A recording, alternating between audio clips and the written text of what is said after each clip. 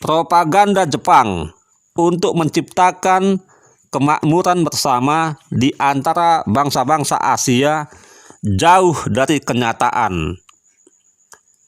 Bangsa Jepang justru secara terang-terangan menindas bangsa Indonesia dengan kejam.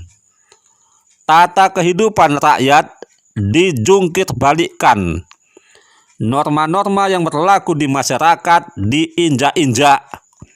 Akibatnya, di beberapa tempat kemudian muncul perlawanan terhadap pendudukan Jepang.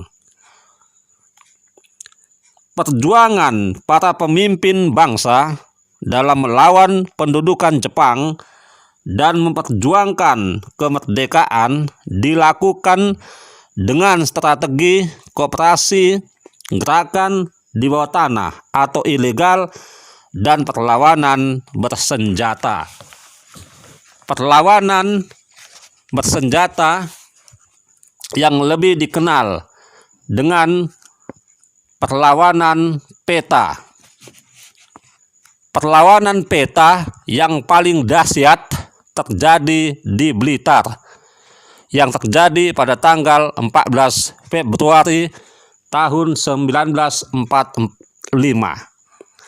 Pemberontakan peta di Blitar yang terjadi pada tanggal 14 Februari tahun 1945 yang dipimpin oleh Suprijadi. Perlawanan itu timbul karena Suprijadi tidak tahan melihat kesengsaraan rakyat, terutama di daerah Blitar yang terletak di Provinsi Jawa Timur, yang dipekerjakan sebagai tenaga romusa. Romusa adalah kerja paksa pada zaman kependudukan Jepang. Apalagi banyak di antara mereka merupakan sanak famili keluarga prajurit peta. Perlawanan Suprijadi dan kawan-kawan sangat merepotkan pasukan Jepang. Hal ini membuat bangsa Jepang terpaksa mendatangkan pasukannya dari tempat lain yang dilengkapi dengan pesawat tempur. Perlawanan Suprijadi dan para pengikutnya mengalami kegagalan karena persiapan yang kurang matang dan tidak mendapat dukungan dari rakyat. Akhirnya, prajurit-prajurit peta yang ikut melawan Jepang ditangkap dan dihadapkan ke mahkamah militer di Jakarta. Setelah menjalani beberapa kali persidangan, mereka dijatuhi hukuman sesuai peranannya masing-masing. Sebanyak 6 orang dijatuhi hukuman mati karena mereka terbukti membunuh tentara Jepang, yaitu Dr. Ismail, Muradi, Sunanto, Sudarmo, Suparyono, dan Halir Mangkudijaya.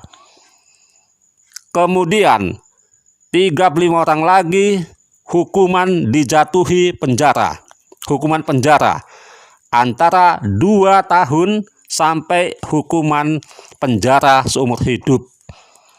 Sedangkan pemimpin perlawanan peta Suprijadi tidak disebut dalam sidang pengadilan dan juga tidak disebut secara in absentia atau tanpa hadirnya tertuduh. Rakyat menganggap bahwa Suprijadi telah tertangkap dan kemungkinan besar telah dibunuh secara diam-diam oleh tentara Jepang. Hingga saat ini, makam Suprijadi tidak diketahui.